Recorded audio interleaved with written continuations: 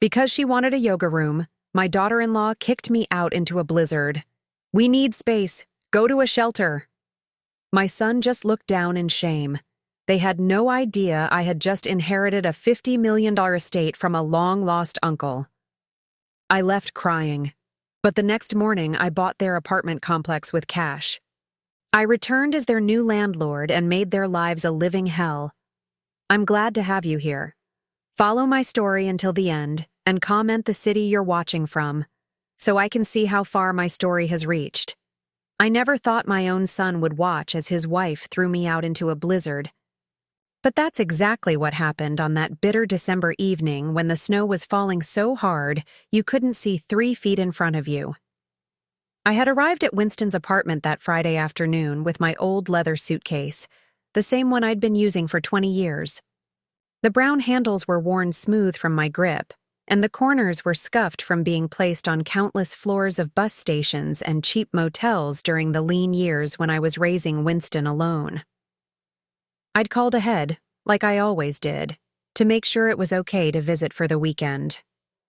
"Of course, Mom," Winston had said, though his voice lacked the warmth it once held. "Aviana's got some yoga thing going on, but we'll make it work." The apartment smelled like sandalwood incense when I walked in, that cloying, sweet scent that always made my nose itch. Aviana was in the living room, her blonde hair pulled back in a perfect messy bun, wearing those expensive workout clothes that cost more than my monthly grocery budget. She was arranging meditation cushions on the hardwood floor, her movements precise and deliberate. "Oh," she said when she saw me, not bothering to hide the annoyance in her voice. "You're here." I forced a smile, the same one I'd been wearing around her for the past 4 years since she married my son. "Hello, Aviana. How are you, dear?" She didn't answer, just continued moving her cushions around like I wasn't there. Winston appeared from the kitchen, his hair thinning more than I remembered, wearing a button-down shirt that looked expensive, but somehow made him look smaller than he used to. "Hey, Mom," he said, giving me a quick, awkward hug. "How was the bus ride?" "Fine, sweetheart. Thank you for letting me stay the weekend." I glanced around the apartment, noting how everything had changed since my last visit 3 months ago. The walls, once a warm cream color, had been painted stark white. The comfortable old couch where Winston and I used to watch movies was gone, replaced by a sleek gray sectional that looked like it belonged in a doctor's waiting room. "Where should I put my things?" I asked, already knowing the answer would somehow be complicated. Aviana straightened up from her cushions, her green eyes sharp with irritation. "That's actually something we need to talk about." Winston shifted uncomfortably, his hands shoved deep in his pockets. I could see the muscles in his jaw working, the way they used to when he was a little boy trying not to cry. "The thing is, Mom," Aviana continued, her voice taking on that fake sweet tone she used when she was about to say something cruel, "I've been working really hard on building my yoga practice. I've got clients coming for private sessions, and I need the space to be perfect." I nodded slowly, not understanding where this was going, but feeling the familiar knot forming in my stomach that always appeared when Aviana started talking. "The guest room," she said, gesturing toward the small bedroom where I always stayed. "It has the best natural light in the apartment. I really need it for my yoga studio." The words hung in the air between us like smoke. I looked at Winston, waiting for him to say something, anything, to defend me or offer an alternative. But he just stood there, staring at his expensive leather shoes, saying nothing. "I see," I said quietly. "Well, perhaps I could sleep on the couch? I don't mind, really." Aviana let out a short laugh. "Oh, that won't work either. I have early morning sessions starting at 6 a.m. I can't have someone sleeping in the living room." Outside, the wind was picking up, rattling the windows. I could hear the weather reporter on their muted television talking about the approaching storm, his hands gesturing at a map covered in angry red and white swirls. "Maybe there's a hotel nearby," I suggested, though I knew my monthly budget of $840 from Social Security wouldn't easily cover an unexpected hotel stay in this expensive neighborhood. "Actually," Aviana said, her voice brightening with false enthusiasm. There's a really nice shelter downtown. I read an article about it in the newspaper. They serve hot meals and everything. The words hit me like a physical blow. I felt my face flush with embarrassment and anger. A shelter? It's supposed to be quite clean, she continued, as if she were recommending a restaurant.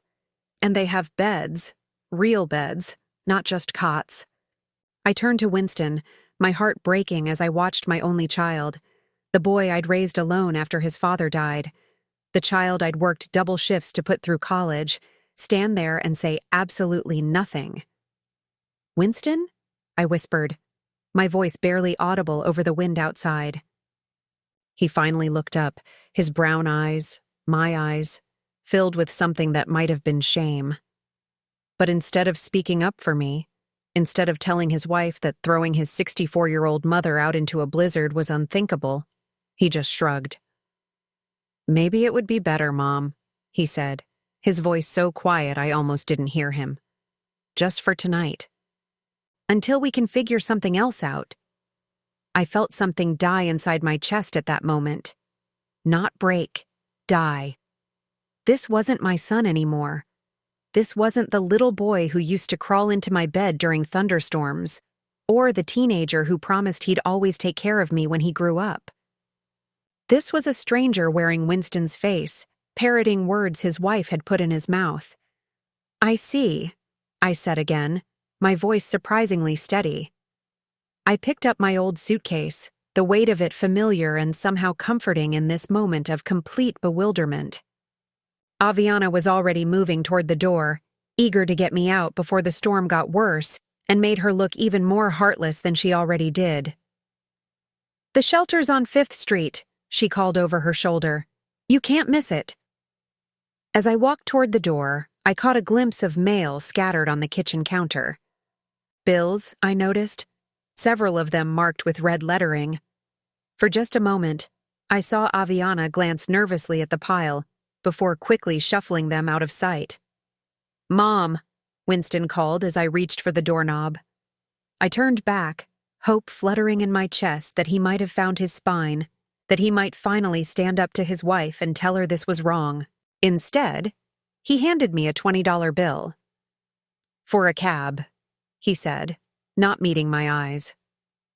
I stared at the crumpled bill in his palm, remembering all the times I'd given him my last $20 when he was in college, all the meals I'd skipped so he could eat, all the nights I'd worked cleaning offices while he slept safely in his bed. Keep it, I said quietly, and walked out into the storm. The cold hit me like a wall. The snow was falling so heavily that I could barely see the streetlights, and the wind was driving the flakes horizontal, stinging my face and seeping through my old wool coat. I pulled my knitted hat down over my ears and started walking, not sure where I was going, but knowing I couldn't stand on their doorstep. My thin boots, bought from a discount store 2 years ago, were not made for this weather. Within minutes, I could feel the cold wetness seeping through to my socks. Each step was treacherous on the icy sidewalk, and I had to stop every few yards to wipe the snow from my glasses. I thought about the shelter Aviana had mentioned so casually, as if suggesting I spend the night with homeless strangers was perfectly reasonable. The shame burned in my chest, mixing with the cold to create a pain I'd never felt before. How had I raised a son who could watch his wife treat me this way? After walking for what felt like hours, but was probably only 15 minutes, I found myself standing in front of a 24-hour diner. The neon sign buzzed and flickered, casting pink light on the snow-covered sidewalk. Through the steamed-up windows, I could see a few customers hunched over coffee cups, refugees from the storm like me.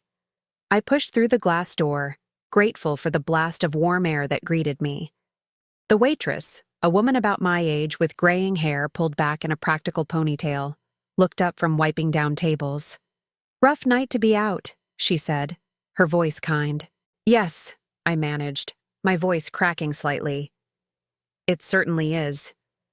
I slid into a booth near the window and ordered coffee and pie, partly because I was hungry, but mostly because I needed somewhere warm to sit and think. The coffee was bitter and strong, and the apple pie was clearly from a package, but it was warm and sweet and reminded me of better times. As I sat there, watching the snow pile up on the window ledge, my phone buzzed in my purse. For one foolish moment, I thought it might be Winston calling to apologize, to tell me to come back, that he'd made a terrible mistake. Instead, it was a number I didn't recognize. The warmth of the diner felt like a mockery now, artificial and temporary.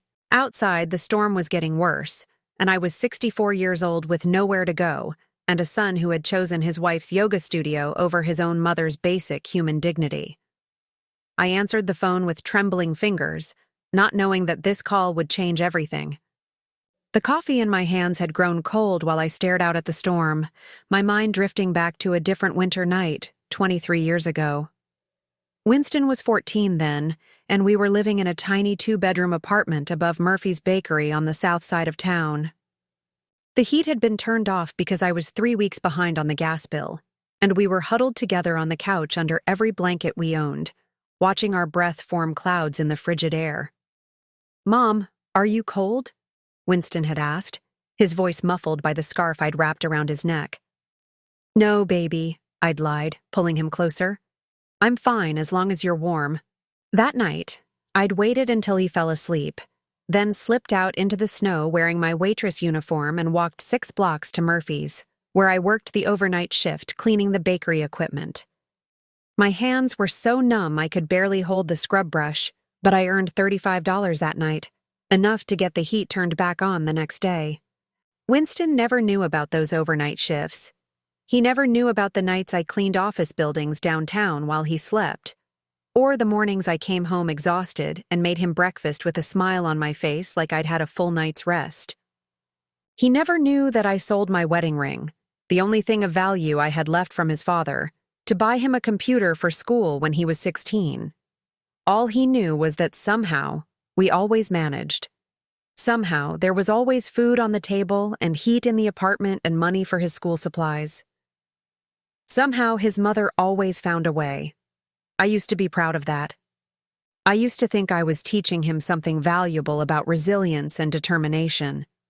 I never imagined I was teaching him to take my sacrifices for granted. The diner bell chimed as another customer pushed through the door, bringing a swirl of snow with them. I watched them stamp their feet and shake off their coat, grateful for shelter from the storm. And I wondered if Winston ever thought about those nights when I was his shelter, when I stood between him and every hardship life tried to throw at us. After his father died in that car accident, people told me I should consider giving Winston up for adoption. "You're so young," they said. "You could start over, meet someone else, have a real life." But Winston was my real life. He was 5 years old with his father's stubborn chin and my brown eyes, and he needed me. So I kept him, and I worked, and I sacrificed, and I never once regretted it. Not until tonight. My phone buzzed again, still showing that unfamiliar number. I let it go to voicemail, not ready to deal with whatever telemarketer or wrong number was trying to reach me. I had bigger problems than someone trying to sell me a new credit card or extended warranty on a car I didn't own. The truth was, I'd seen this coming for years. Winston had started changing the moment he met Aviana at that yoga retreat in Colorado 5 years ago. She was everything I wasn't: young, blonde, confident, and from a family with money. Her father was a doctor. Her mother was a real estate agent who drove a Mercedes and wore jewelry that cost more than I made in a year. The first time Winston brought her home, I tried so hard to make a good impression. I cleaned the apartment until it sparkled, bought groceries with money I'd been saving for new winter boots, and cooked a dinner that took me 2 days to plan and prepare. Aviana had picked at her food, made polite conversation for exactly 23 minutes, then announced she had a headache and needed to leave. "She's just nervous," Winston had said later when I asked if I'd done something wrong. "She wants you to like her." But I could see it in her eyes during those 23 minutes. She was cataloging everything: my discount store clothes, my secondhand furniture, my small apartment with its thin walls and dated kitchen. She was calculating my worth, and I came up short. Still, I tried. For 3 years while they dated, I tried. I sent birthday cards and holiday gifts I couldn't afford.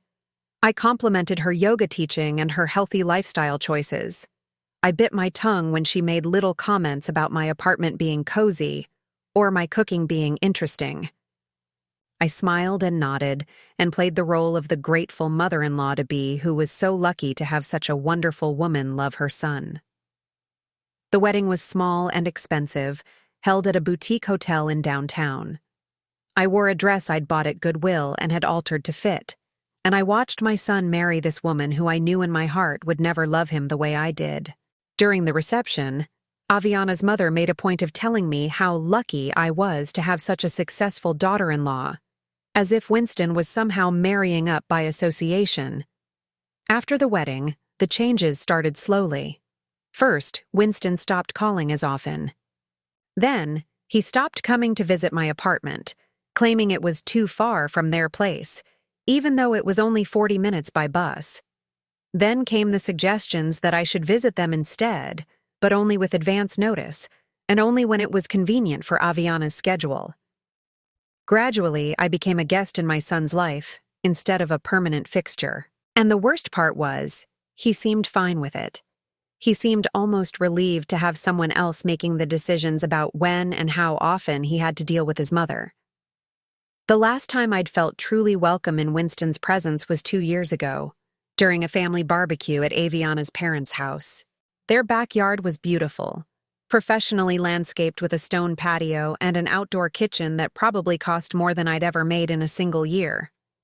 I was sitting at the far end of the table, trying to make conversation with Aviana's aunt, when I overheard Winston talking to Aviana's father.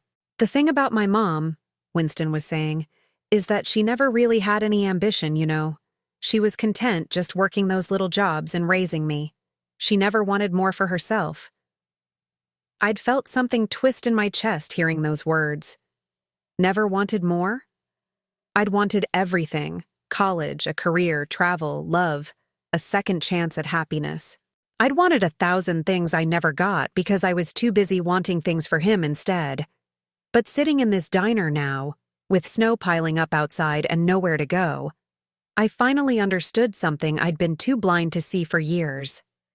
Winston didn't remember my sacrifices as love. He remembered them as my job. In his mind, I wasn't a woman who had given up everything for him. I was simply a mother who had done what mothers do.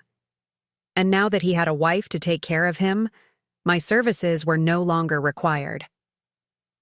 My phone buzzed a third time, and this time I decided to answer it. Maybe it was someone calling about a job, or a neighbor who'd seen the news about the storm and was checking on elderly residents. At this point, any human contact felt better than sitting alone with my bitter thoughts. "Hello?" I said, my voice hoarse from fighting back tears. "Is this Rosalind Mitchell?" The voice was male, professional, unfamiliar. "Yes, this is Rosalind." "Ms. Mitchell, this is Marcus Webb from Webb, Harrison and Associates. I'm an estate attorney and I've been trying to reach you regarding your Uncle Harold." I frowned, struggling to place the name. "Harold?" "Harold Mitchell, your father's brother. I understand you might not have had much contact with him in recent years." Uncle Harold. I had a vague memory of him from when I was very young. A tall, thin man who lived alone in a big house outside the city and rarely came to family gatherings. My father had mentioned him occasionally over the years, usually to complain that Harold was getting stranger as he aged and had more money than sense. "I'm afraid I have some sad news," Mr. Webb continued. "Your uncle passed away 3 weeks ago. But I also have some rather significant news. You've been named as the sole beneficiary of his estate." I nearly dropped the phone. "I'm sorry. What?" "I know this must come as a surprise. Mr. Mitchell left very specific instructions about locating you and ensuring you received your inheritance. The estate is quite substantial." The diner seemed to tilt around me. I gripped the edge of the table with my free hand, trying to process what I was hearing. "How substantial?" I whispered. "$50 million, Ms. Mitchell." The words didn't make sense. They seemed to float in the air between me and the phone like something from a dream. $50 million. The number was so large it felt abstract, like something you'd hear on the news about lottery winners or tech billionaires, not something that could possibly apply to a woman sitting alone in a diner during a snowstorm with $23 in her purse. I don't understand, I managed. We barely knew each other. According to the letter he left, he'd been following your life from a distance for years. He knew about your husband's death, about raising your son alone, about your struggles. He was very specific about wanting his money to go to someone in the family who had shown real character. Character? I almost laughed at the irony. An hour ago, I'd been thrown out into a blizzard by my own child. How was that for character? Ms. Mitchell, are you still there? Yes, I'm here. We'll need to meet as soon as possible to begin the transfer process. There are quite a few legal documents to sign, and given the size of the estate, there are some tax implications to discuss. Would Monday morning work for you? Monday morning, 3 days from now. 3 days to go from being a woman with nowhere to sleep tonight to being a millionaire. The absurdity of it was overwhelming. Yes, I heard myself say. Monday morning would be fine. After he gave me the address of his office and we hung up, I sat staring at my phone in complete shock. Around me, the diner continued its normal nighttime rhythm. The waitress refilling coffee cups, the cook flipping burgers, the other customers bent over their newspapers and late dinners. None of them had any idea that the woman in the corner booth had just become one of the wealthiest people in the city. $50 million. The number kept repeating in my mind, but it felt surreal, like something that was happening to someone else. I thought about Winston and Aviana, warm and comfortable in their apartment that they could barely afford, arranging meditation cushions and planning yoga sessions while I sat here in the storm they'd thrown me into. They had no idea what they'd just done. They had no idea that the mother they'd discarded like an old piece of furniture, the woman they'd sent to a homeless shelter because she was inconvenient, was now richer than they could ever dream of being. For the first time in hours, I smiled. Monday morning arrived crisp and clear, as if the weekend's blizzard had been nothing more than a bad dream.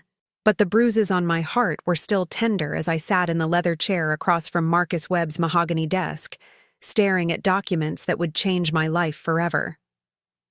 The law office occupied the entire 23rd floor of a downtown high-rise, with floor-to-ceiling windows offering a panoramic view of the city. Everything in the room spoke of old money and established power. The Persian rugs, the oil paintings of stern-faced judges, the crystal decanters filled with amber liquid that probably cost more than my monthly rent. Marcus Webb was a distinguished man in his 60s, with silver hair and the kind of quiet confidence that comes from handling other people's fortunes for decades.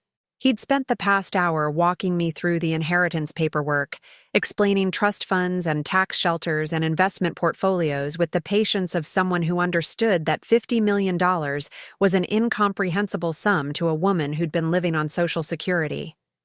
"The house alone is worth $12 million, he was saying, sliding another photograph across the desk. Uncle Harold's estate was a sprawling Victorian mansion on 15 acres just outside the city limits, complete with gardens, a carriage house, and what appeared to be a small lake. He lived there alone for the past 30 years, but it's been meticulously maintained.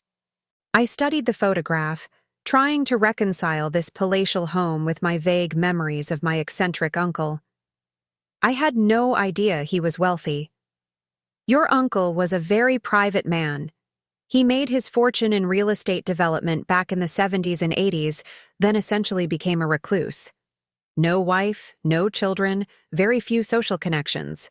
Marcus leaned forward, his expression growing more serious. But he did keep track of his family, particularly you.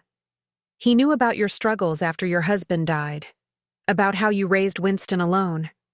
He was quite specific in his letter about wanting his wealth to go to someone who had shown real sacrifice and character. The word character stung, given how I'd been treated just 3 nights ago. But I pushed the thought aside and focused on the paperwork in front of me. Character or not, I was now a very wealthy woman, and I needed to start thinking like one. "There is one thing I wanted to discuss with you," Marcus said, pulling out another folder. "Given your new financial situation, you might want to consider making some changes to your living arrangements and lifestyle. Have you given any thought to where you'd like to live?" I had given it thought, actually. I'd spent most of Sunday in a modest hotel room, paid for with some of the advance money Marcus had arranged, thinking about my future. But first, I had some unfinished business to attend to. "I'll need to stay in the city for now," I said. "There are some matters I need to handle." Marcus nodded and handed me a business card. "This is Sarah Chen, a private investigator I sometimes work with. Very discreet, very thorough. Given your new wealth, you might want to have her do some background checking on the people in your life. Unfortunately, money has a way of bringing out the worst in people, even family members." I took the card, though I didn't tell Marcus that my family had already shown me their worst without knowing about the money. "Thank you. I think that's a very good idea." After leaving the law office, I spent the afternoon in my new reality. I opened accounts at 3 different banks, each requiring multiple forms of identification and verification calls to Marcus's office. I bought new clothes, not expensive designer pieces, but quality items that fit properly and didn't scream discount store. I purchased a reliable car, nothing flashy, just a dependable sedan that would start every time and keep me warm in winter. But more importantly, I called Sarah Chen. We met at a coffee shop near her office, a sleek woman in her 40s with an MBA from Northwestern and 15 years of experience in corporate investigation. I told her what I needed: a complete financial background check on my son and daughter-in-law. "Most people want to know about assets," she said, taking notes in a leather portfolio. "You want to know about debts?" "I want to know about everything, but yes, especially debts." Sarah's report came back 2 days later, and it was even worse than I'd suspected. Winston and Aviana owed $87,000 in credit card debt, spread across 11 different accounts. Their mortgage was 3 months behind, totaling $9,600 in missed payments.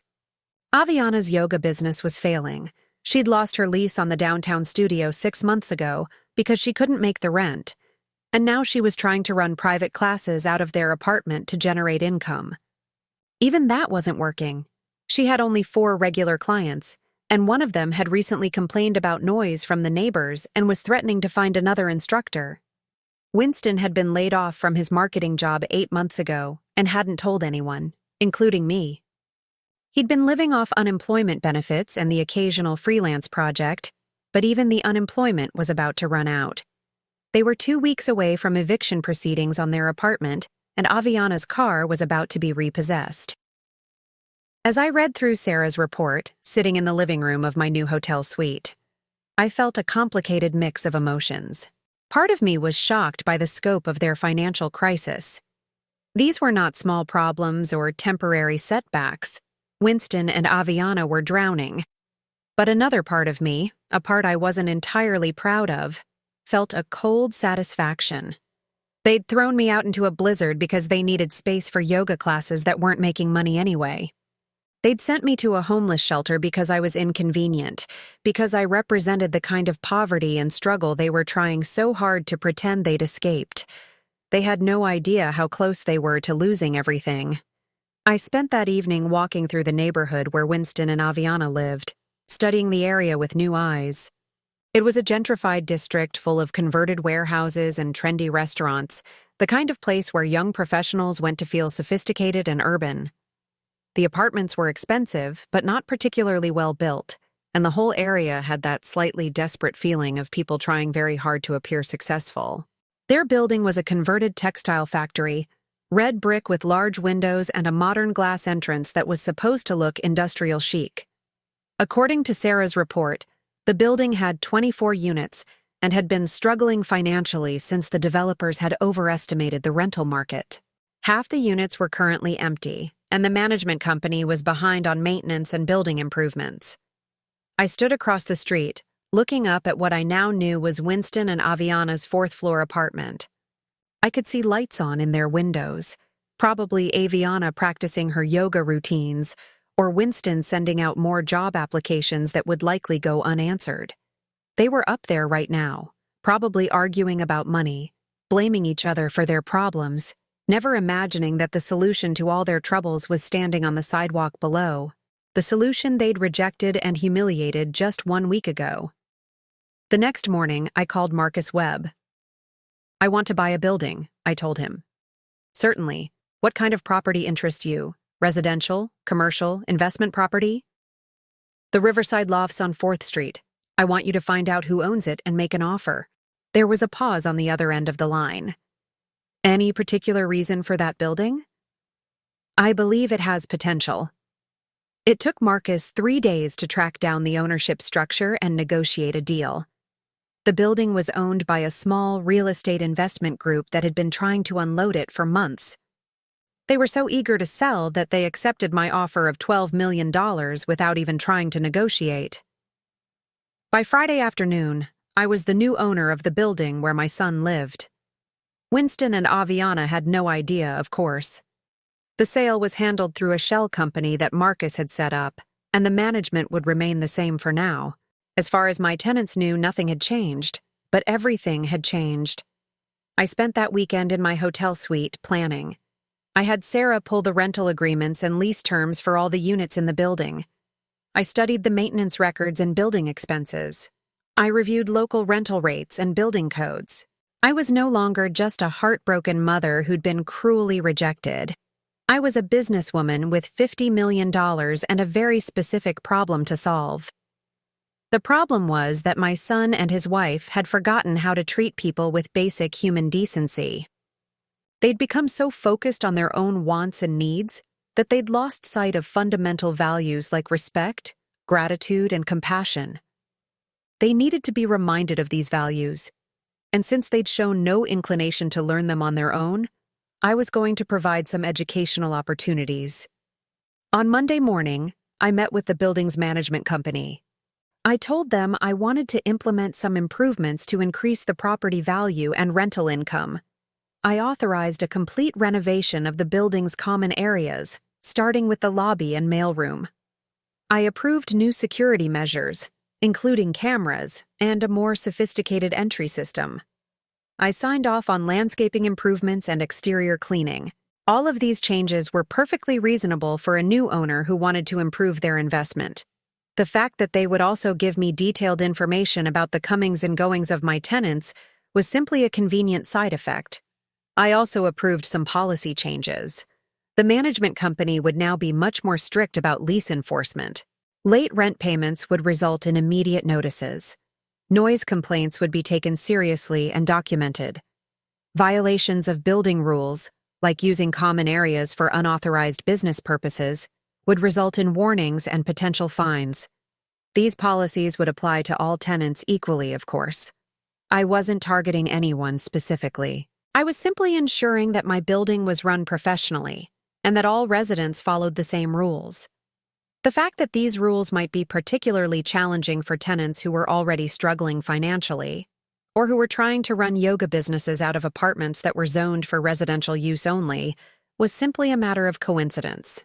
By the end of that first week as a property owner, I had learned several interesting things. Winston left the building every morning at 8:30, dressed in a suit as if he were going to work, but according to the doorman, he usually returned by noon with coffee and a newspaper. Aviana had clients coming to the apartment for yoga sessions, which was technically a violation of both the lease agreement and the building's residential zoning. They'd had 3 noise complaints from neighbors in the past month, and their rent was now 12 days overdue. I sat in my hotel suite that Friday evening, reading through the management reports, and felt a deep sense of satisfaction. Not revenge. I told myself it wasn't revenge. This was simply education. Winston and Aviana needed to learn some important lessons about consequences, about how their actions affected other people, about what happened when you treated others with cruelty and disrespect. I was simply providing them with a learning environment. My phone rang, interrupting my thoughts. The caller ID showed Winston's number. I stared at the phone for several rings. then let it go to voicemail. A few minutes later, I played the message back. "Mom?" His voice sounded strained, worried. I wanted to check on you. Make sure you were okay after that storm last week. I know things got a little heated, and Aviana feels bad about how everything went down. Maybe we could get together for coffee or something. Talk things through?" I deleted the message without calling back. The education had begun. 3 weeks had passed since I'd become the anonymous owner of the Riverside Lofts, and the changes were already beginning to show. What Winston and Aviana didn't know was that their new landlord was watching every move they made, documenting every rule violation, and slowly tightening the screws on their comfortable little world. I'd established a routine of visiting the building twice a week, always in my new car with tinted windows, always at different times of day. I told myself I was simply monitoring my investment, ensuring the management company was doing their job properly. But the truth was more complicated than that. I was studying Winston and Aviana the way a scientist studies lab rats, observing their behavior as their environment became increasingly hostile. The first major change had been the rent increase. As the new owner, I was within my rights to raise rents to market rate when leases came up for renewal. Winston and Aviana's lease was month to month, which meant I could implement changes with 30 days' notice. Their rent went from $3,200 to $4,800 per month, effective immediately. The notice had been delivered by registered mail on a Tuesday morning. I knew because I'd been parked across the street, watching through binoculars as Aviana signed for the envelope. Even from a distance, I could see her face change as she read the contents. She'd stood in the lobby for several minutes, reading the notice over and over as if the words might somehow change. That afternoon, she'd stormed into the management office, demanding to speak with someone in authority. I'd received a detailed report from the property manager within hours. "The tenant in 4B is very upset about the rent increase," Cheryl Martinez had told me over the phone. Cheryl was a professional property manager in her 50s who'd been handling difficult tenants for decades. She claims they can't afford the new rate and wants to negotiate. "What's the current market rate for similar units in the neighborhood?" I'd asked, though I already knew the answer. $4,800 is actually below market. Similar units are going for $5,000 to $5,500. Then we're being very reasonable. Did she indicate whether they plan to sign a new lease or vacate? She asked for 2 weeks to consider their options. I'd given them the 2 weeks, of course. I was nothing if not fair. During those 2 weeks, I'd watched them scramble.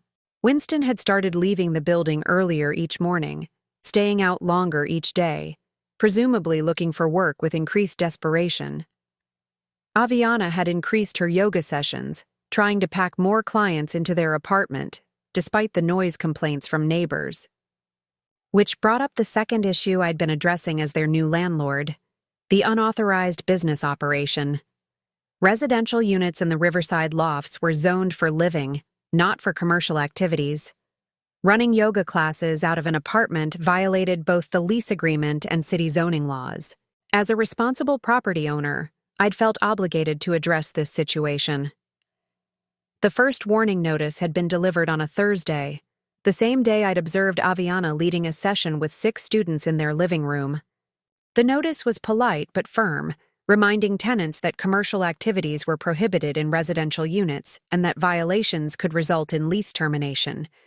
Aviana had ignored the warning. 3 days later, she'd held another session, this time with 8 participants.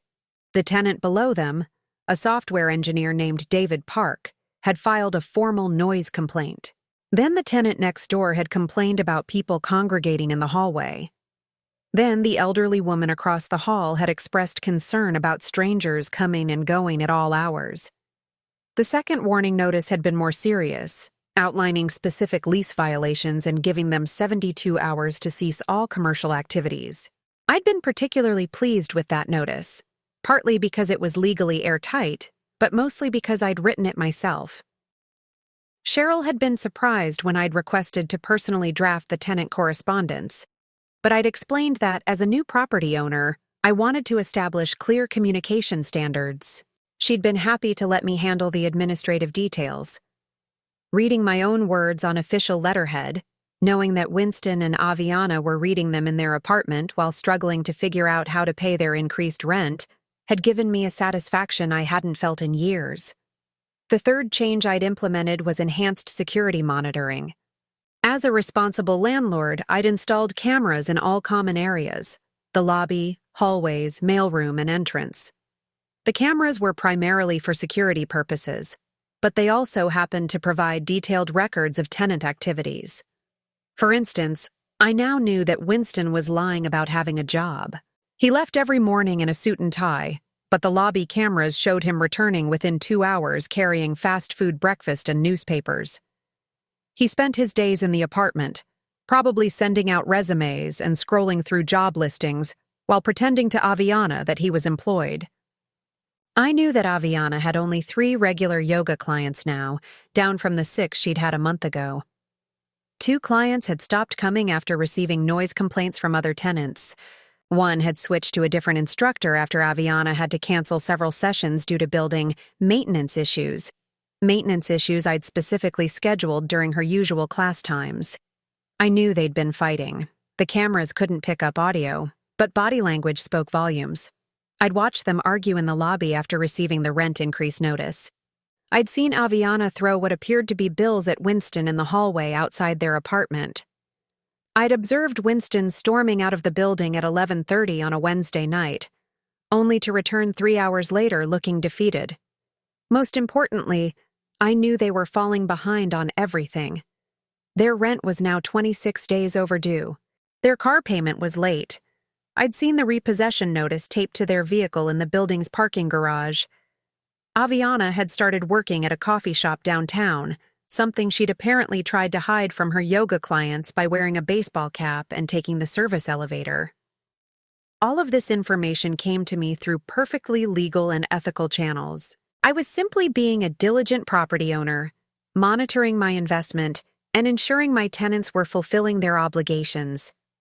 The fact that these activities happened to be causing considerable stress for Winston and Aviana was simply a natural consequence of their poor financial planning and dishonest behavior. On a cold Thursday afternoon in early January, I was sitting in my car across from the building when I saw something that made my pulse quicken. A man in a gray suit was posted signs in the lobby: eviction notices.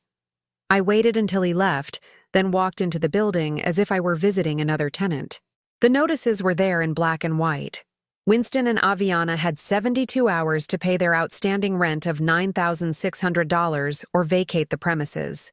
$9,600, exactly 2 months' rent at the new rate. I felt a complex mix of emotions as I read their names on the eviction notice. Part of me felt guilty for orchestrating their downfall so methodically, but a larger part of me felt vindicated. This was justice, not revenge. This was what happened when people treated others with cruelty and disrespect. This was what happened when you threw your mother out into a blizzard because she was inconvenient. That evening, my phone rang again. Winston's number. This time, I answered. "Mom?" His voice was shaky, desperate. "Thank God you picked up. I've been trying to reach you for weeks." "Hello, Winston." My voice was calm, neutral. "Listen, I need to talk to you. Something terrible has happened. Aviana and we're in real trouble." "What kind of trouble?" "Financial trouble. Big financial trouble. We're about to lose our apartment, and I don't know what to do." I let the silence stretch between us, waiting to see what he would say next. "The thing is," he continued, his words coming out in a rush, "our rent got raised, and Aviana's business hit some snags, and I've been having trouble finding work." More silence from me. I wanted to hear how he would ask for help. I wanted to know if he would acknowledge what he'd done to me, or if he would simply expect me to rescue him without any recognition of how he'd treated me. "I was wondering," he said finally, "if maybe you could loan us some money, just temporarily, just until I find a new job and we get back on our feet." "How much money, Winston?" "Well, We need about $10,000 to cover the back rent and late fees. Maybe another $5,000 for other bills. But we'd pay you back, I promise, as soon as things turn around. $15,000. He was asking me for $15,000 just 3 months after his wife had thrown me out into a storm and suggested I stay at a homeless shelter. That's a lot of money, Winston. I know, and I wouldn't ask if we weren't desperate. But Mom, they're going to evict us. We have nowhere else to go. The irony was almost too perfect. 3 months ago, I'd had nowhere to go, and he'd watched his wife send me out into a blizzard. Now he was the one with nowhere to go, calling the mother he'd abandoned to rescue him. Have you tried asking Aviana's parents? I asked. They cut us off. They said we were being financially irresponsible and they weren't going to enable us anymore. So even Aviana's wealthy parents, who'd always looked down on me as poor and unsophisticated, had more sense than to throw good money after bad. They'd recognized that Winston and Aviana's problems weren't temporary setbacks, but the result of fundamental character flaws. I see, I said. And what about your friends? Surely you have friends who could help? Everyone's struggling, Mom. The economy is tough right now. The economy that had been tough for me my entire life. The economy I'd navigated alone while raising him. The economy that had never prevented me from providing for him when he needed me. Winston, I said finally, I need to think about this. It's a lot of money, and I'm on a fixed income. I know, and I'm sorry to put you in this position, but you're the only family I have left. Family. The word tasted bitter in my mouth. I was family when he needed money, but I hadn't been family when he'd needed courage to stand up to his wife. I'll call you back, I said, and hung up. I sat in my hotel suite that night, looking out at the city lights, thinking about power and justice, and the strange ways life circles back on itself. Winston had asked me for $15,000, not knowing that I could write him a check for $50 million without affecting my lifestyle at all. But money wasn't the issue. Character was the issue. 3 months ago, when I'd needed shelter from a storm, he'd chosen his wife's yoga studio over my basic human dignity. Now that he needed shelter from the storm of his own making, he expected me to choose his comfort over my own sense of justice. Some lessons I'd learned could only be taught through consequences. I didn't call him back that night, or the next day, or the day after that. 72 hours later, Winston and Aviana were evicted from their apartment, their belongings stacked on the sidewalk like a garage sale nobody wanted to buy. I watched from my car as they loaded what they could fit into their aging sedan, arguing about what to take and what to leave behind. Aviana was crying, probably from frustration and humiliation. Winston looked shell-shocked, like a man who couldn't understand how his life had fallen apart so quickly. As they drove away from the building I now owned, I felt a deep sense of closure. Not satisfaction exactly, but something more profound. Justice, perhaps. Or maybe just the understanding that actions have consequences, even when those consequences take months to unfold. They still didn't know that their mysterious new landlord was the woman they'd thrown out into the snow. They still didn't know that every rule violation and rent increase and policy change had been carefully orchestrated by someone who understood exactly how it felt to be discarded and forgotten. But they were learning something important, that the world could be a cold and unforgiving place when you found yourself with nowhere to go and no one willing to help. It was a lesson I'd hoped never to teach my own child. But some lessons, apparently, could only be learned the hard way. 2 weeks after their eviction, Winston and Aviana were living in a cramped studio apartment above a Chinese restaurant on the other side of town.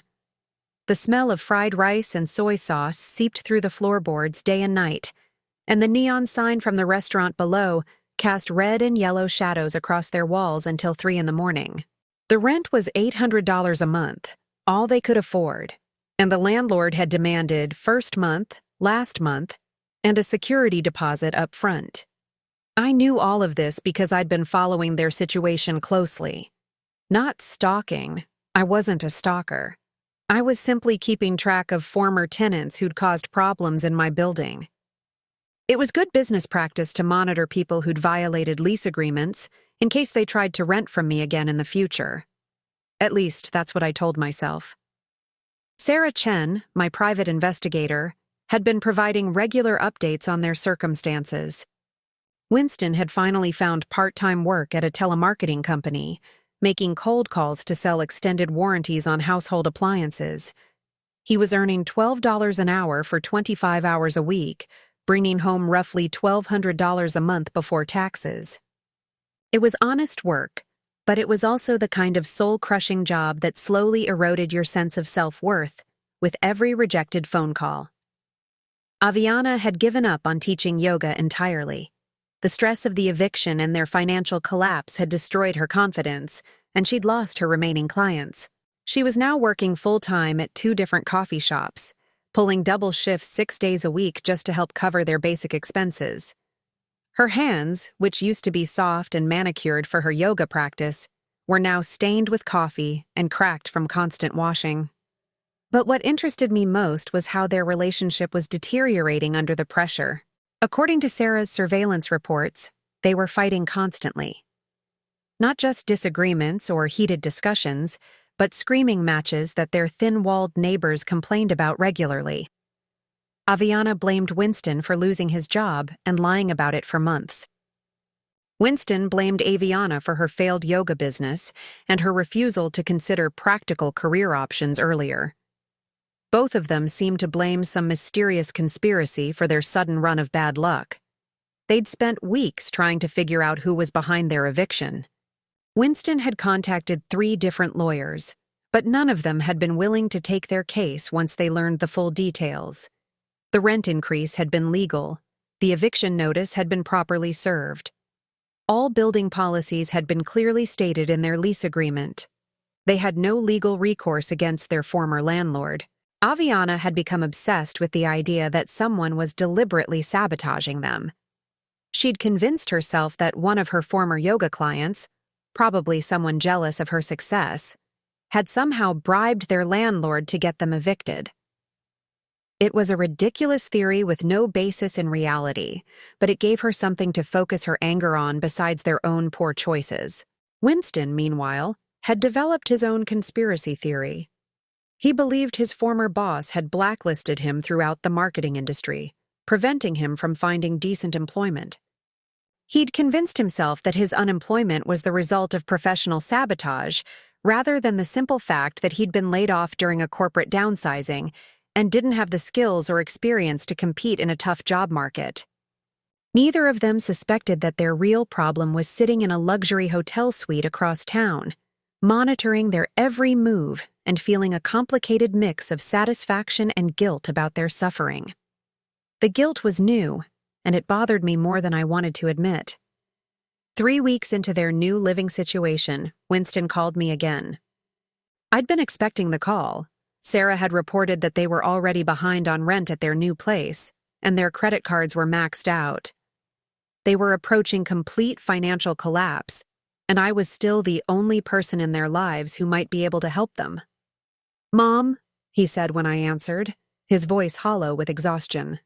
"I know you're probably busy, but I really need to talk to you." "About what, Winston?" "About everything. About what happened that night with the storm. About how Aviana and I have been struggling. About how I've been a terrible son." The last part caught me off guard. In all his previous calls, Winston had focused on their financial problems without acknowledging the deeper issues between us. This was the first time he'd admitted that our relationship was damaged. "Go on," I said, settling back in my hotel room chair. "I keep thinking about that night," he continued, his voice cracking slightly, "about how we made you leave during the storm. About how scared you must have been, walking around in the snow with nowhere to go." I closed my eyes, remembering the bite of the wind, the feeling of snow soaking through my inadequate boots, the humiliation of being discarded like garbage by my own child. "It was a difficult night," I said quietly. "I should have stood up to Aviana. I should have told her that throwing you out was wrong, that you were welcome in our home no matter what she wanted to do with that stupid room." His voice was getting stronger, more emotional. "I was a coward, and I'm sorry. I'm so sorry, Mom." For a moment, I felt my resolve waver. This was what I'd wanted to hear for months. Acknowledgement, apology, recognition that he'd failed me as a son. The pain in his voice sounded genuine, and part of me wanted to forgive him immediately, to wire him the money he needed and rebuild our relationship. But then I remembered sitting in that diner, watching the snow pile up outside, feeling more alone than I'd ever felt in my life. I remembered the casual cruelty in Aviana's voice when she'd suggested I stay at a homeless shelter. I remembered Winston's silence, his refusal to defend me even when his wife was treating me like a burden to be discarded. An apology was a good start, but it wasn't enough. Not yet. "I appreciate you saying that, Winston. It means something to hear you acknowledge what happened. I want to make it up to you," he said quickly. "I know things have been bad between us, and I know that's my fault. But maybe we could start over. Maybe you could come visit us in our new place, and we could talk through everything." Visit them in their studio apartment above a Chinese restaurant, where they were struggling to pay $800 a month in rent. Where Aviana was working herself to exhaustion at coffee shops, and Winston was making cold calls for $12 an hour. Where they were fighting constantly and blaming invisible conspiracies for their problems, instead of taking responsibility for their choices. "I don't think that's a good idea right now," I said. "Please, Mom. I know we don't deserve it, but we really need help. Not just money, though we need that too, but family. We need to know that we're not completely alone in this." Alone. The word echoed in my mind, carrying with it all the weight of my own recent loneliness. They were feeling alone now, the same way I'd felt alone walking through that blizzard. The same way I'd felt alone for years while they built their life around Aviana's needs and wants, treating me like an occasional inconvenience rather than a family member. But there was a crucial difference between their loneliness and mine. My loneliness had been imposed on me by their choices. Their loneliness was the result of their own actions, their own cruelty, their own failure to treat others with basic decency and respect. "Winston," I said finally, "do you remember what Aviana said to me that night? Do you remember her exact words?" There was a long pause. She said some things she shouldn't have said. "She told me to go to a homeless shelter. She said there was a nice one downtown, like she was recommending a restaurant." My voice was steady, but I could feel old anger stirring beneath the surface. "And you stood there and let her say it. You let your wife suggest that your 64-year-old mother should spend the night with homeless strangers, rather than inconvenience her yoga practice. I know, and I'm ashamed of it every day. Are you? Or are you ashamed now because you need something from me?" Another long pause. When Winston spoke again, his voice was smaller, more defeated. "Maybe both. I don't know. I just know that I've lost everything, and you're the only person who might still care about me." The honesty in that admission hit me harder than his apology had. Winston had always been good at saying what people wanted to hear, but there was something raw and vulnerable in his voice that suggested he was finally telling the truth about his situation. "Where is Aviana now?" I asked. "At work. She's pulling a double shift at the coffee shop. She won't be home until midnight." "And how is she handling the stress?" Winston let out a bitter laugh. "Not well. She's convinced someone is sabotaging us. She thinks one of her old yoga clients bribed our landlord to get us evicted. She's talking about hiring a private investigator to figure out who's behind all our problems." A private investigator. The irony was almost too much to bear. If Aviana hired someone like Sarah Chen, someone competent and thorough, they might actually discover the truth about who owned their former building. They might trace the shell company back to Marcus Webb's law firm, and from there to me. But they probably couldn't afford a real investigator. They were barely scraping together rent money for a studio apartment above a restaurant. Any private investigator they could afford would likely be incompetent or dishonest, someone who would take their money and provide them with useless theories and false leads. Still, the possibility worried me. I'd been careful to cover my tracks, but I wasn't a criminal mastermind. If someone started digging seriously into the ownership of the Riverside lofts, they might eventually uncover my involvement. "Winston," I said, "I want you to listen to me carefully. What happened to you and Aviana? The rent increase, the eviction, all of it, that wasn't sabotage. That was just business. Sometimes landlords raise rents. Sometimes tenants get evicted for violating their leases. It's not personal, and it's not a conspiracy. It's just what happens when people can't pay their bills." "But everything happened at once," he protested. "The rent increase, the noise complaints, all those building policy changes. It felt like someone was targeting us specifically." Or maybe," I said gently, "it felt that way because you were already in trouble and looking for someone else to blame. Maybe the real problem was that you'd been living beyond your means for months, lying about your employment situation, and running an illegal business out of your apartment." Silence on the other end of the line. When Winston finally spoke, his voice was barely above a whisper. "You're right," he said, "about all of it. We made bad choices and we're paying the price." "Yes, you are." "So what do I do now? How do I fix this?" The question hung between us, heavy with desperation and hope. Winston was asking me to save him, the same way I'd saved him countless times throughout his childhood. But this time was different. This time, saving him would mean rescuing him from consequences he needed to face, lessons he needed to learn about character and responsibility, and treating other people with dignity. "You fix it by learning from it," I said. "You work your jobs, you pay your debts, and you figure out how to rebuild your life based on what you can actually afford, rather than what you want to have." "And us? Is there any chance of fixing things between us?" I looked out the window of my hotel room, watching the city lights twinkle in the darkness.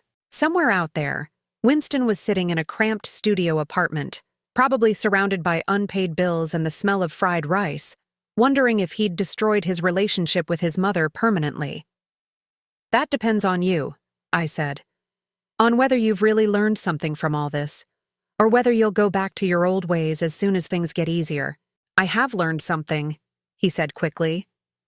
"I've learned that family is the most important thing, that treating people badly has consequences, that I need to be a better man."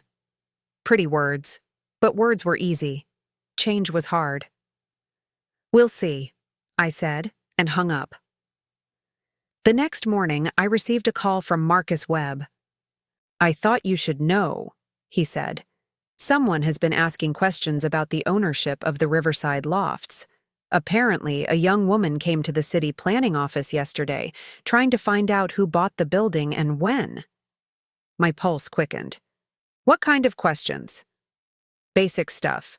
Purchase date, price, ownership records. All public information, but it suggests someone is starting to investigate the sale."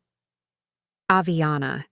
She was actually following through on her conspiracy theory, trying to track down the mysterious new landlord who had destroyed her life. And if she kept digging, if she traced the ownership back through the shell company to Marcus's firm and eventually to me, the whole carefully constructed plan could come crashing down. "What do you recommend?" I asked. "Nothing dramatic. The legal structures we put in place should hold up under casual scrutiny. But if someone hires a real private investigator, someone with experience in corporate law, they might be able to piece things together." I spent the rest of the day thinking about exposure, about what would happen if Winston and Aviana discovered the truth. Would Winston understand that justice had been served? Would he see the poetic appropriateness of learning about homelessness from the woman he'd sent out into a blizzard? Or would he simply see it as confirmation that the world was out to get him, that his mother was just another person trying to destroy his happiness? Either way, I realized, the time for hiding was coming to an end. Soon, one way or another, Winston would learn the truth about what had happened to his life. And then we would discover whether he'd really learned anything at all. The meeting I'd been both dreading and anticipating finally came 6 weeks later, on a gray March afternoon, when the last of winter's snow was melting into dirty slush on the sidewalks. Marcus Webb had called that morning to inform me that Aviana had indeed hired a private investigator. Not a competent one, thankfully, but someone persistent enough to eventually trace the Riverside Loft's ownership back to my shell company. "She knows," Marcus had said simply. "Maybe not everything, but enough to cause problems. You should probably consider how you want to handle this." I'd known this moment would come eventually. Part of me had even wanted it to come. Living with a secret this large was exhausting, and there was something appealing about the idea of finally confronting Winston and Aviana with the truth about what they'd done and what it had cost them. The call came that afternoon. Winston's number, but when I answered, it was Aviana's voice I heard. "We know it was you," she said without preamble, her voice tight with anger and something that might have been fear. I took a slow breath, settling back in my hotel room chair. After months of watching and planning and orchestrating their downfall from the shadows, it felt strange to be speaking directly to the woman who'd thrown me out into a blizzard. "Hello, Aviana," I said calmly. "What exactly do you think you know?" "Don't play games with us. We know you bought the building. We know you're the reason we got evicted, the reason our lives fell apart. What I don't understand is why. Where are you calling from?" "We're in the lobby of your hotel. We're coming up." The line went dead. I stood up and walked to the window, looking down at the street below. Sure enough, I could see Winston's battered sedan parked in front of the hotel entrance, snow melting off its dirty windshield. Within 10 minutes, there was a knock at my door. When I opened it, Winston and Aviana stood in the hallway like a pair of refugees from their own life. Winston looked thinner than he had 6 months ago, his face gaunt and his clothes hanging loose on his frame. Aviana looked worse. Her blonde hair was stringy and unwashed. Her expensive yoga clothes had been replaced by cheap jeans and a coffee shop uniform shirt. And her eyes had the hollow, desperate look of someone who'd been pushed past their breaking point. "Come in," I said, stepping aside. They entered my suite slowly, looking around at the luxury accommodations with a mixture of awe and resentment. The room was larger than their current apartment, with a sitting area, a work desk, and floor-to-ceiling windows overlooking the city. Room service had left fresh flowers on the coffee table that morning, and the air smelled like expensive soap and clean linens. "Nice place," Aviana said, her voice dripping with sarcasm. "Business must be good for someone living on Social Security." I gestured to the sofa. "Please, sit down. We have things to discuss." Winston perched on the edge of the couch like he was ready to run at any moment. Aviana remained standing, her arms crossed, her posture aggressive and defensive at the same time. "How long have you known?" I asked. "About a week," Winston said quietly. "Aviana hired this investigator guy, and he traced the building ownership back through some company to a law firm. When we went to the law firm, they wouldn't tell us anything, but Aviana saw your name on some papers." "I saw more than that," Aviana interjected, her voice rising. "I saw financial records showing you paid $12 million for that building. $12 million. Where the hell did you get $12 million? I walked to the window, looking out at the city where I'd lived my entire life, where I'd struggled and sacrificed and raised my son alone, where I'd been discarded like garbage by the very people now demanding explanations from me. "I inherited it," I said simply, "from my Uncle Harold." "Uncle Harold?" Winston's voice was confused. "I barely remember him." "Yes, well, he remembered you. He remembered all of us. He'd been following our family from a distance for years, and when he died, he left everything to me. $50 million, Winston. He left me $50 million because he thought I'd shown character and resilience in raising you alone." The silence that followed was profound. I turned back to face them, watching as they processed this information. Winston's mouth was hanging open slightly. Aviana was staring at me like I'd just revealed I was an alien from another planet. 50 million, Winston whispered. Yes. I became wealthy 3 days after you threw me out into that blizzard. 3 days after your wife suggested I spend the night in a homeless shelter because I was inconvenient to her yoga practice. Aviana's face flushed red. That was just, we were stressed about money, and we needed the space. You were stressed about money, I said, my voice still calm, so you solved the problem by making your stress into someone else's emergency. You took your financial problems and turned them into my housing crisis. We didn't know about the inheritance, Winston said desperately. If we'd known you had money, obviously things would have been different. Would they? I tilted my head, studying his face. You think the problem was that you didn't know I was wealthy? The problem, Winston, was that you knew I was your mother, and you let your wife treat me like trash anyway. It wasn't like that, Aviana protested, but her voice lacked conviction. It was exactly like that. I sat down in the chair across from them, my movements deliberate and controlled. You wanted my room for yoga classes that weren't making money anyway. You wanted me gone so you could pretend your life was more elegant and sophisticated than it actually was. And when I pointed out that there was a blizzard outside, you told me to go to a shelter. We made a mistake, Winston said, his voice cracking. A terrible mistake. But Mom, you destroyed our lives over it. You made us homeless. You ruined Aviana's business. You cost me my relationship with my wife. I didn't destroy anything, I said firmly. I simply stopped enabling you to live beyond your means. Your rent was increased to market rate. Your lease violations were enforced according to building policy. Your eviction was the result of your failure to pay rent, not any action I took against you personally. But you knew what would happen, Aviana said, tears starting to form in her eyes. You knew we couldn't afford the increase. You knew we'd lose everything.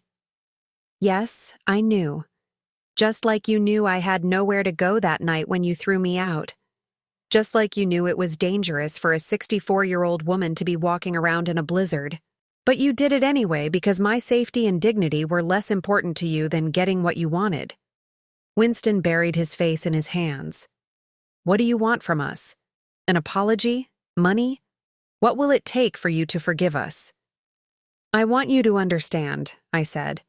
I want you to understand what it feels like to be discarded by people who should love you. I want you to understand what it means to have nowhere to go and no one to help you. I want you to understand that actions have consequences, even when those consequences take months to unfold. We understand, Aviana said quickly. We get it. We learned our lesson. Can't we just move past this? Have you? I looked directly at her. Because 6 months ago, you solved your problems by making them someone else's crisis. And right now, you're trying to solve your problems by making them my responsibility. You're asking me to rescue you from consequences you created, just like you asked me to disappear when I was inconvenient. How exactly is that different? The question hung in the air like smoke. Winston looked up from his hands, his eyes red with exhaustion and defeat. Aviana's mouth opened and closed silently, like a fish gasping for air. I don't know, Winston whispered finally. I don't know how to fix this. I don't know how to make things right between us. For the first time since they'd arrived, I felt my anger begin to soften. This wasn't the entitled, self-righteous son who'd watched his wife abuse me 6 months ago. This was a broken man who was finally beginning to understand the weight of his choices. Do you remember, I said quietly, when you were 7 years old and you broke Mrs. Patterson's window with a baseball? Winston nodded slowly. You came home crying, terrified that you were going to get in trouble, and I told you that the only way to make it right was to go to her house, admit what you'd done, and offer to pay for the damage out of your allowance. Do you remember what happened? She forgave me, Winston said. She said accidents happen, and she was proud of me for being honest about it. But you still had to pay for the window. Yes. Because forgiveness doesn't mean there are no consequences. It means that despite the consequences, the relationship can be repaired. I leaned forward, my voice gentle but firm. I can forgive you, Winston. I want to forgive you. But forgiveness doesn't mean I'm going to rescue you from learning the lessons you need to learn. So what happens now? Aviana asked, her voice small and scared. Now you rebuild your lives based on what you can actually afford rather than what you want to have. You work your jobs, you pay your debts, and you figure out how to be the kind of people others want to help rather than the kind of people who take advantage of others' generosity. And us? Winston asked. Is there still a chance for us to have a relationship? I stood up and walked back to the window, looking out at the city where my son was learning hard lessons about character and consequences, where he was discovering what it meant to struggle, to be vulnerable, to need help from others. There's always a chance, I said. But it has to be a real relationship, based on mutual respect and genuine affection. Not a relationship where I'm valued for what I can provide and discarded when I'm inconvenient. How do we prove that to you? Winston asked. I turned back to face them, these two broken people who'd spent months learning what I'd known my entire life, that the world could be cold and unforgiving when you had nowhere to turn and no one willing to help. You don't prove it to me, I said. You prove it to yourselves. You become the kind of people who deserve forgiveness, who deserve help, who deserve love. And maybe someday, if you succeed, we can try again. Winston stood up slowly, his movements those of a much older man. Will you keep in touch? Let us know how you're doing. I'll think about it.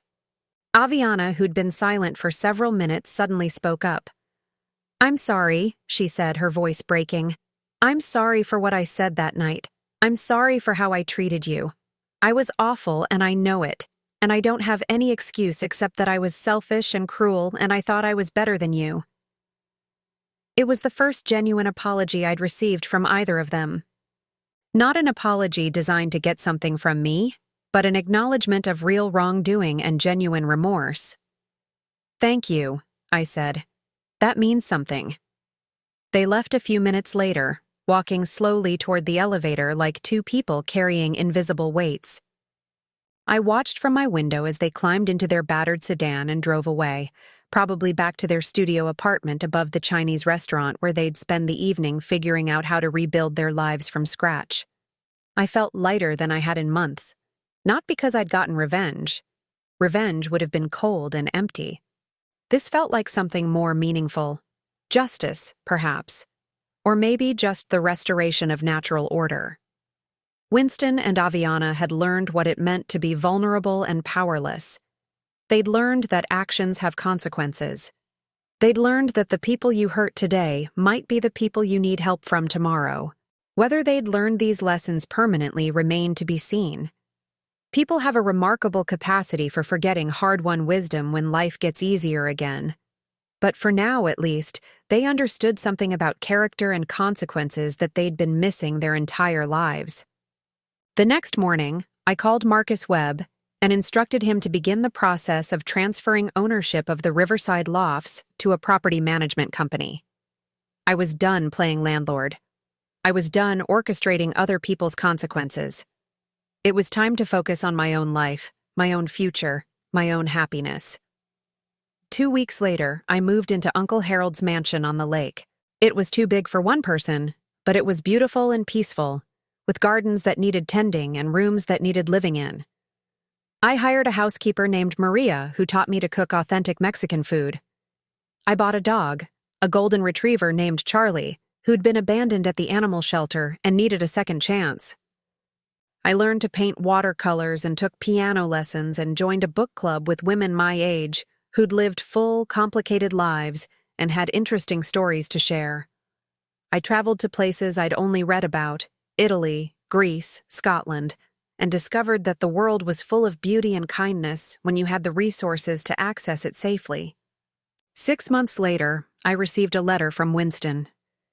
He and Aviana had separated, not bitterly, but quietly. Both of them acknowledging that their relationship had been built on shallow foundations that couldn't survive real hardship. Winston was still working at the telemarketing company, but he'd been promoted to supervisor and was taking business classes at night. Aviana had moved back in with her parents and was training to become a physical therapist, a more stable career that would let her help people without requiring them to pay for private yoga sessions. "I think about that night often," Winston wrote. "Not just because of what we did to you, but because of who I was that night. I was a coward and a follower, someone who let others make his moral decisions for him. I'm trying to become someone better, someone you could be proud of. I don't know if I'll succeed, but I'm trying." I wrote back, a short note telling him I was proud of him for trying, that character was built through choices made in difficult times, and that I loved him regardless of his mistakes. I didn't offer him money or invite him to visit, but I left the door open for a future relationship built on mutual respect rather than financial dependence. A year later, we had lunch together at a small cafe near his apartment. He looked healthier, more confident, like a man who'd found his footing in the world. We talked about his work, his classes, his hopes for the future. We talked about my travels and my painting and Charlie the golden retriever. We didn't talk about the inheritance or the eviction or that night in the blizzard. We didn't need to. Those events had served their purpose, teaching lessons that needed to be learned and creating space for something new to grow. Sometimes the most loving thing you can do for someone is refuse to rescue them from the consequences of their choices. Sometimes the greatest gift you can give someone is the opportunity to discover their own strength.